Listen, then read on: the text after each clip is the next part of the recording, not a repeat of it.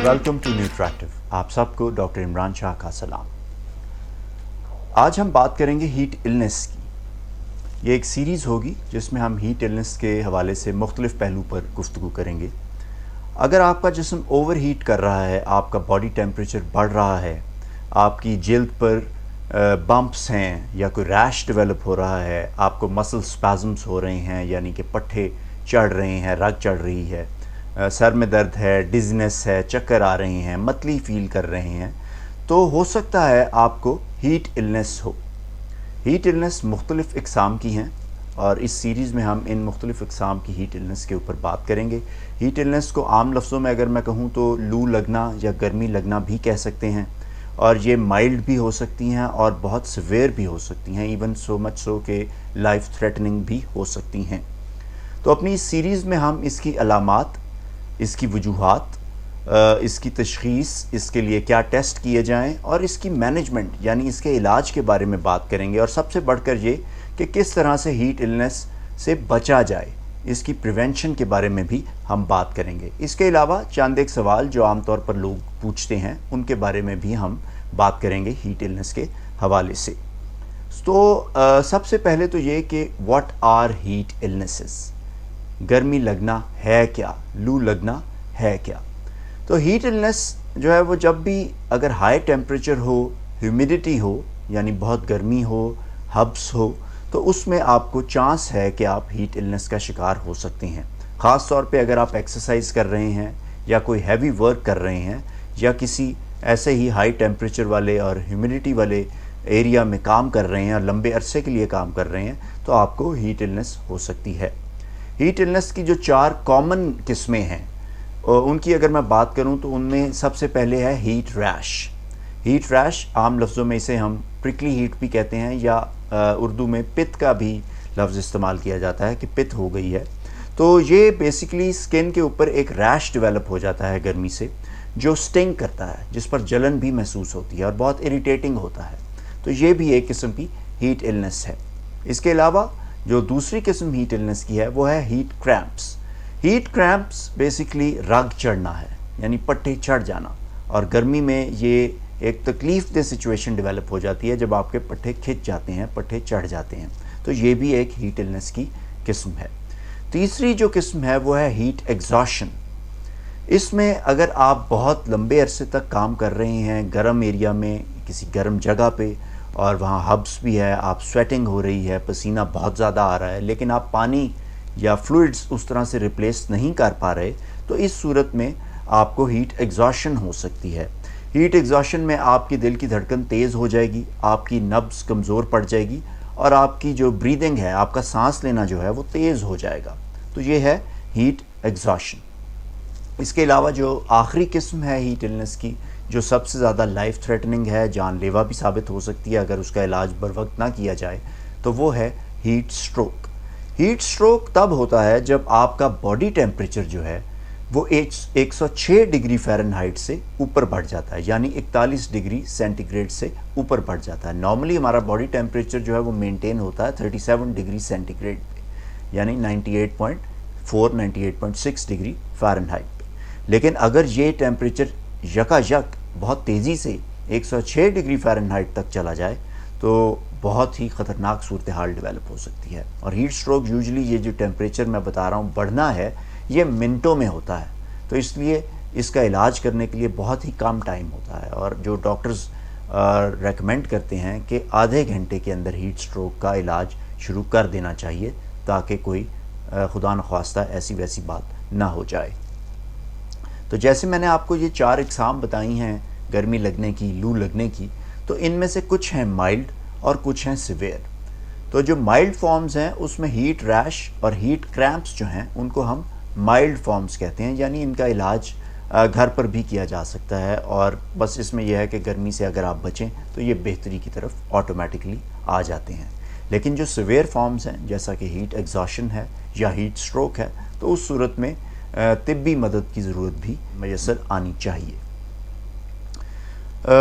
तो हमारा जिस्म ऑटोमेटिकली अपने आप को ठंडा रखता है, और हम जानते हैं कि जब भी गर्मी होती है या हब्स होता है तो पसीना आना शुरू हो जाता है। लेकिन जब शदीद गर्मी temperatures 35 degree centigrade 40 degree centigrade سے زیادہ بڑھ رہے ہوں، درجہ حرارت بہت زیادہ ہو رہا ہو، ہیومیڈیٹی بہت زیادہ ہو، ہوا میں نمی کا تناسب بہت ہو، ہبس کی کیفیت ہو، تو اس صورت میں جو سویٹنگ ہے وہ ناکافی ہو جاتی ہے، یعنی پسینہ آنا جسم کو ٹھنڈا رکھنے کے لیے ناکافی ہو جاتا ہے۔ تو اس صورت میں ہیٹ النس ہونے کا خطرہ اور خدشہ بڑھ جاتا ہے۔ تو ہمارا جسم کیسے اپنے آپ کو کول رکھتا ہے؟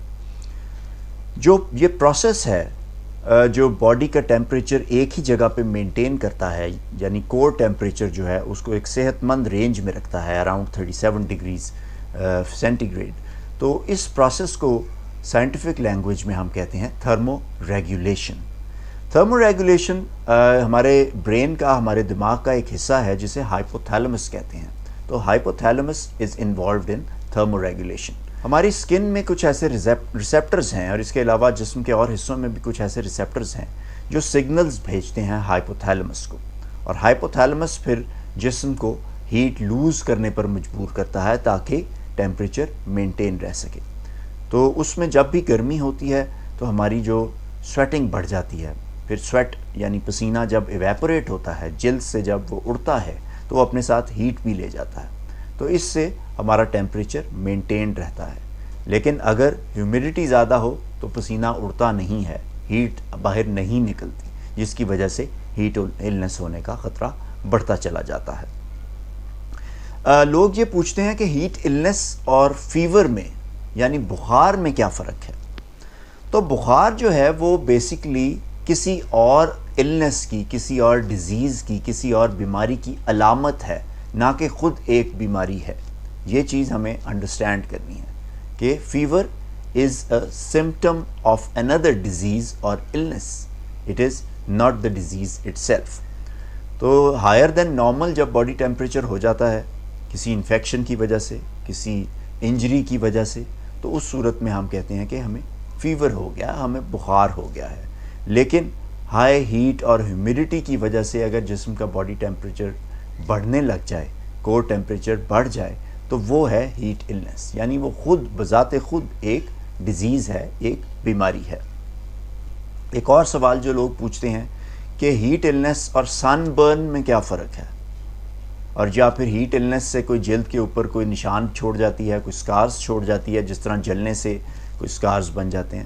تو میں آپ کو یہ بتاؤں گا کہ سن برن اور ہیٹ النس دو ڈیفرنٹ چیزیں ہیں۔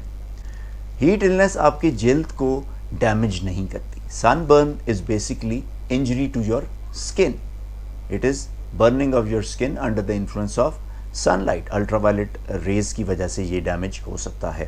تو ہیٹ النس آپ کی جلد کو کوئی نقصان نہیں پہنچا رہی، وہ بیسکلی آپ کا باڈی ٹیمپریچر ہے اس کو بڑھا رہی ہے، اور اسی طرح یہ کوئی سکارز بھی نہیں چھوڑتی، کوئی نشان بھی نہیں چھوڑتی آپ کی جلد کے اوپر۔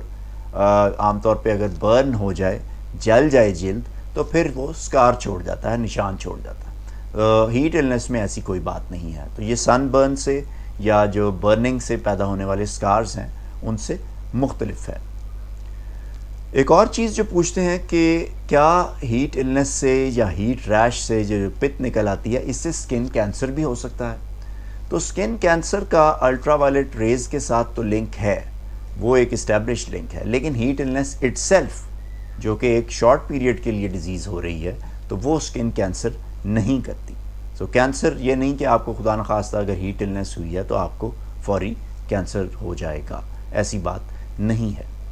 تو آج ہم نے بات کی ہے ہیٹ النس کی مختلف اقسام کی، کہ گرمی لگ جائے، لو لگ جائے تو کس قسم کی ہمیں ہیٹ النس ہو سکتی ہے، اور آج ہم نے کچھ سوال جو بیسک سوال تھے ان کو ٹچ کیا ہے۔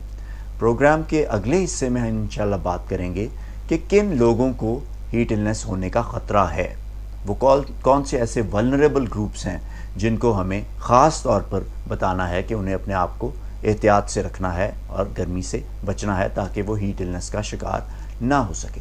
تو اگلے پروگرام میں ہم اس پہ بات کریں گے۔ امید ہے آپ کو آج کی ویڈیو پسند آئی ہوگی۔ Keep watching, liking and subscribe to our channel.